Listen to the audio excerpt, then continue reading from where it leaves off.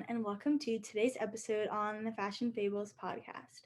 I'm Olivia here, welcoming special guest Sam, also known as the Michiana Gal. Sam, thanks for joining me. Thank you so much for having me. So let's get into it. Sam, if you could tell us a little bit about yourself and what you do. Of course. So, my name is Samantha Tucker. I do a little bit of social media marketing for lots of small businesses. So, my name, the Michiana Gal, stems from where I live. So, I live in Indiana, but I'm right on the border of Michigan.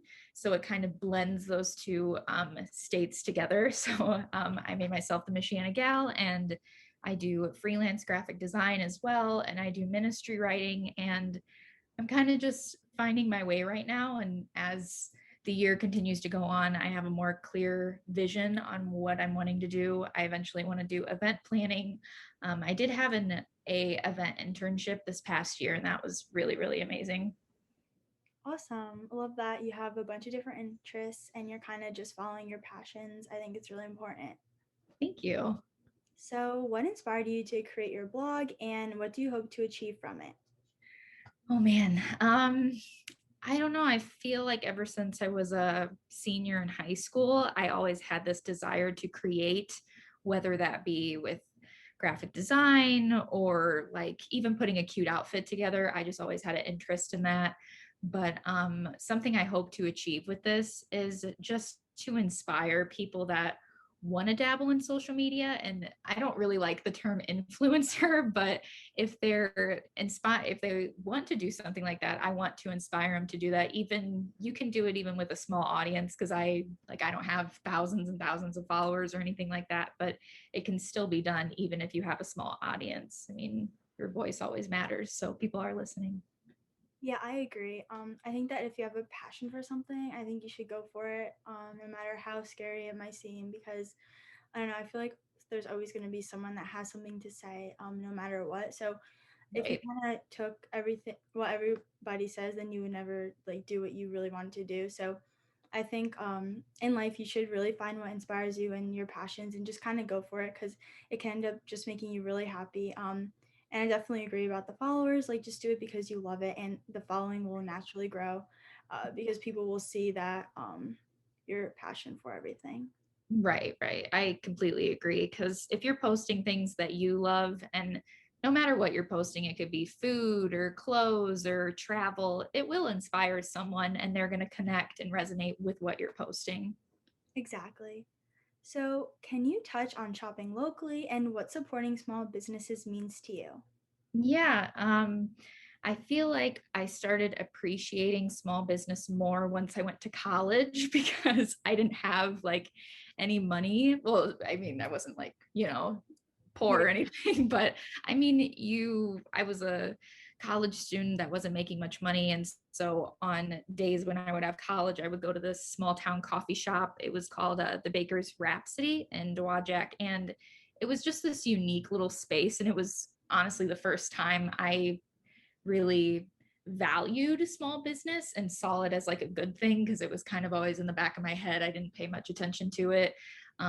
And from there, it just naturally grew. I love small business because it makes the world go around. And I love supporting other people that have businesses because it's so incredibly difficult to start a small business, start from nowhere, and build your clientele. And just like even as something as simple as getting business cards and making like a statement on what you want to do, it's really complicated and time consuming. And just having that encouragement to go for it, I very much value small business owners because it is so much time, so much effort and money, and I just value them.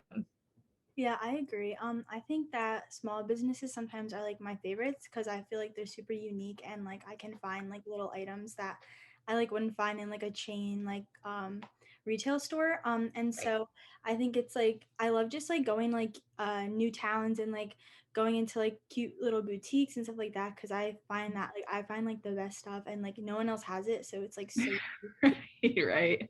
and I just like really love that aspect of it.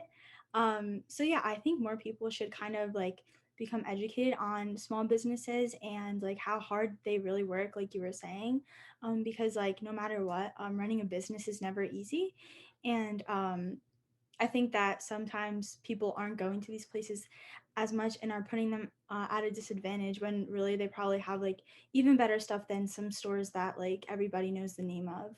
Right. I completely agree with that. Yeah, 100%. Hmm. So, how do you incorporate shopping small into your budget and everyday life for anyone that's maybe interested in, just learning? Yeah. So say you're starting from scratch and you like know no small businesses in your area, I would look some up and maybe it's a coffee shop, a little diner, or it's a clothing store. I mean, a little bit of anything. And I would just start checking them out. And I think eventually you're going to find which ones you really love and what you like going to. But how I incorporate it into my budget is instead of like going to Starbucks every day, because I'm very much that gal that loves her coffee, but I like going to the small coffee shops around here and getting my coffee from them and getting a pastry. And I will say, I feel like the price is about the same that you would have for Starbucks if you got it at a small town place. Cause I mean, I love my Starbucks, but I mean, it is a little bit pricey. And I always love buying my clothes from like a boutique because, like you said previously, like no one has something there. Like it's also unique and such a different style than something you'd find at the mall or something like that. So I just love styling pieces from small businesses because they all have their different like design and style, and it's just fun to play off that. Yeah, for sure. So, can you talk about some of your favorite local clothing stores and what you find unique about them? Yeah, of course. So my absolute favorite, it's a little over an hour away from me, but I always make the drive because it's a sweet little town. Is in, they're called Alisy and Co. And their style is very boho, very trendy, very neutral. I love neutrals. They're so classic. And I just fall in love with their space every single time I'm there. It's so hard from being like, oh, I'm not gonna buy this or that. Like I'm like, I have a budget, I have to stick to it. I can't go crazy. But and then a few of my other favorites are the Pink Pineapple.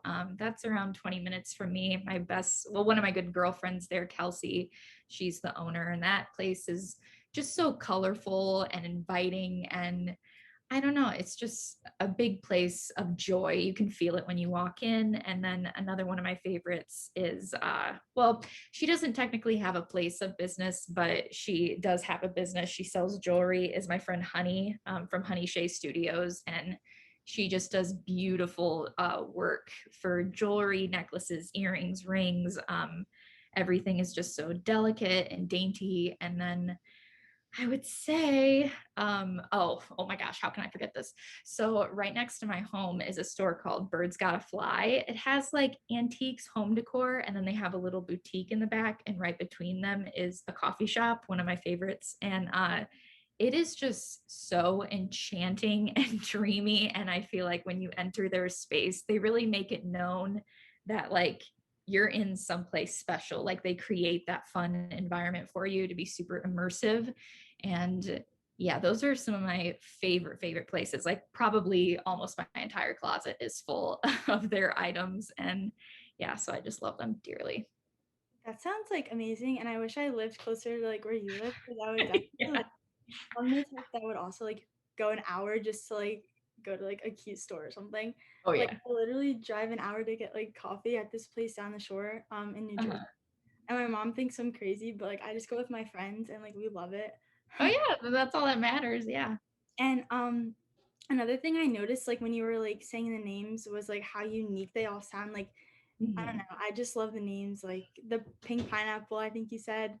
And Hmm. um like to me like that's just like amazing cuz it really shows that like the owner put thought into that, you know what I mean, and didn't just like become a manager of like a Macy's or something. Like not that there's anything Right. against it, but like talking about like the small businesses, like I think that's an aspect of like small businesses that not every like store that you go to has that Right. ability to like personalize it and like customize the name and like you can decorate it super cute to like your vibe and stuff like that. And I think that can Exactly. really get customers coming in because like they feel your vibe and like they like it and then they want to shop because it's just so inviting like you were saying. So I really didn't think about that aspect of boutiques but and small businesses, but I think that's really important. So thanks for sharing that. Yeah, of course. Um, are there any tasty local food places around as well? And if you could just share any recommendations or reviews.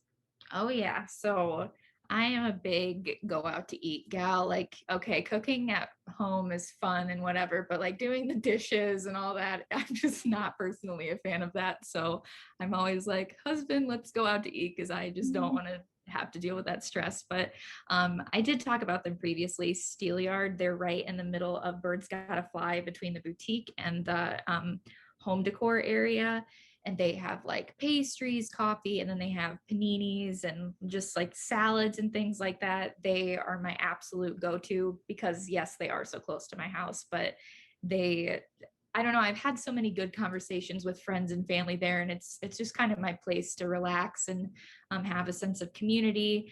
And then another one of my favorites is Bird Dog, which it is like an hour north of me, so of course driving another hour to go somewhere I like, but their food is like they change their menu, I believe, every 5 to 6 months. So whenever you go back, it's just so different. Yeah. And I love experiencing all the new dishes that they have. And they're lovely owners. And it's such a cute, quaint little space in the town that it's in. And then another one of my, oh my gosh, girl, you would love this one.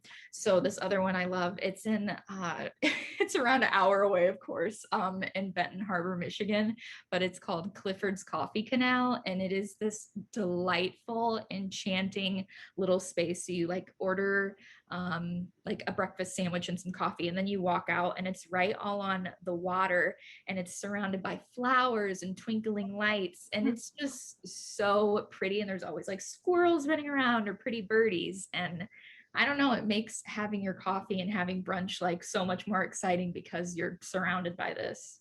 Oh my god, yeah. Well, I love flowers. Oh And so yeah. I definitely think that I would love it. But thank you. I hope that any of my listeners that live in the Michigan area or where you're by, definitely check these places out. And if I travel around where you live, I'll definitely check them out too because I think Sure. that really good to kind of have like more of a perspective like when you're going somewhere and you're kind of like confused as to where to go eat or where to go shop, and that Right. person that can kind of give you those recommendations and like just makes your trip like so much better. So thanks Right. again. Yeah, yeah, of course. And like these local shops and eateries, why do you feel finding your own aesthetic is so important and essential when working on social media?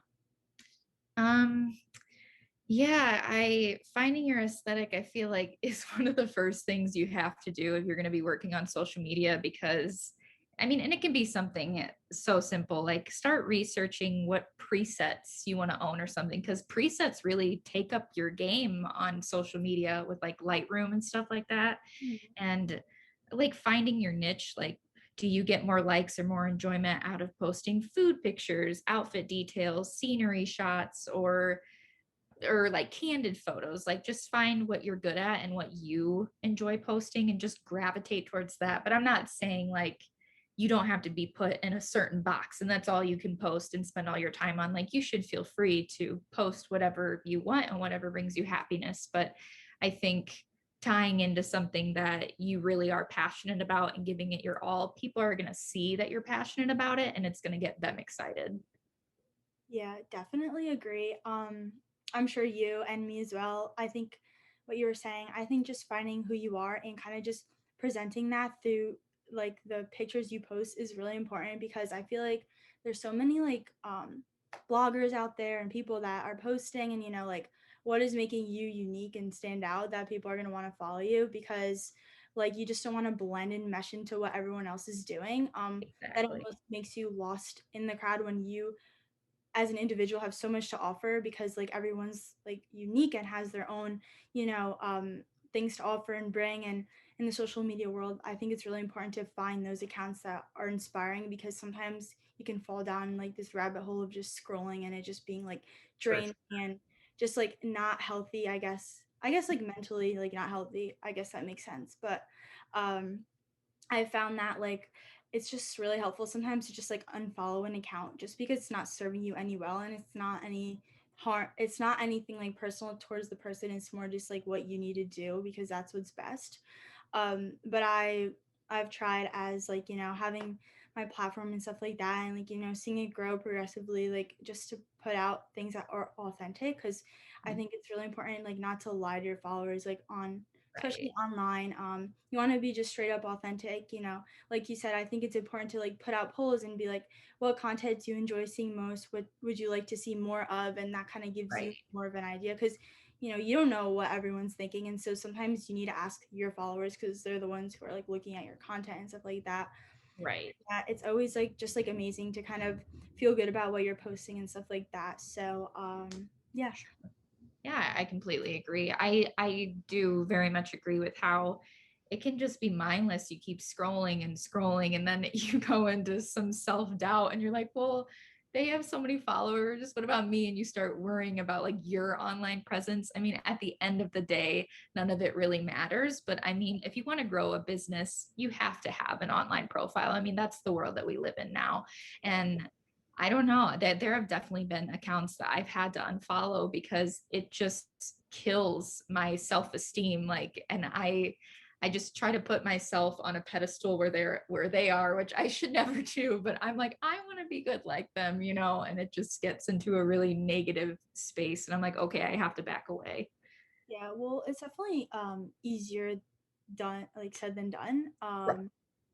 And because everyone, I'm sure, has some experience of feeling like negative about something that they see and comparing themselves, and it's Right. just like you said, the world we live in. But I think just following your path and knowing who you are, being confident in yourself, I think is the most important thing, because like even if you're not getting like a lot of likes or reviews, it's like, oh, I like what I posted, so like that's all that matters. And I've Right. kind of like become like way more like, I don't know, like stronger at that, because like in the beginning I would say like last year maybe I was a little more doubtful and like, oh, like should I post this, like just hesitant. But sometimes just clicking like posts, like even as Mhm. hard as like it might be, like it can just give you so much more freedom, and like you just put your phone down, like you just don't think about it anymore, you know what I mean? So Oh yeah. I think like progress over perfection, obviously, for like everything, but it's really great to see like people's accounts grow and stuff like that, who put so much effort into their content. So yeah, Mhm. I would say just keep doing what you're doing.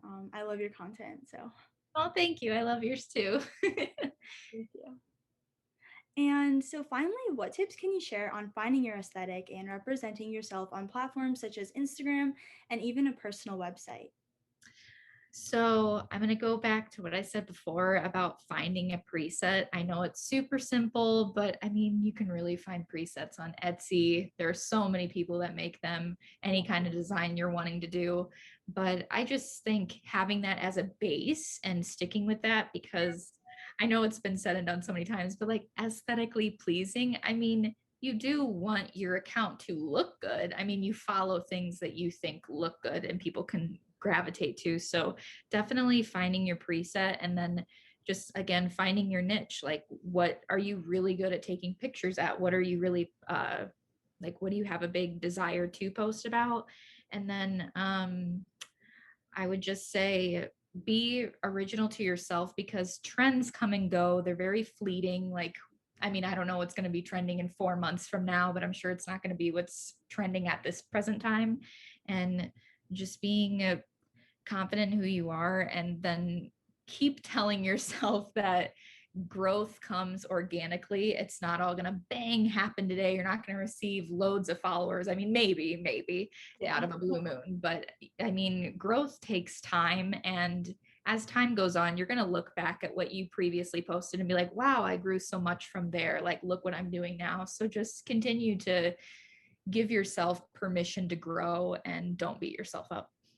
Yeah, I agree. And sometimes it's like you're just like amazed at like yourself to see like how, I guess, far you've come, but almost just like how you've kept going and like progressing. Like even when it seemed like it was hard and like it was impossible to, hit a Yeah. certain number of followers and stuff like that. Like it does happen. And I think you just have to be patient, and, Yeah. like you said, growth is definitely much better organically. Like I don't know. I just don't see a purpose in, going as far as like purchasing, just because it's not natural. And, Right. people want authenticity online, because like you never know like if like who does and doesn't buy followers. But, you know, at the end of the day, it's like, I don't know. Like I'm just personally not into that, because I just think Mhm. there's so many better things I could be like spending my money on and like actually just Right. posting things that I like and like not worrying kind of about like I don't know, the excess stuff.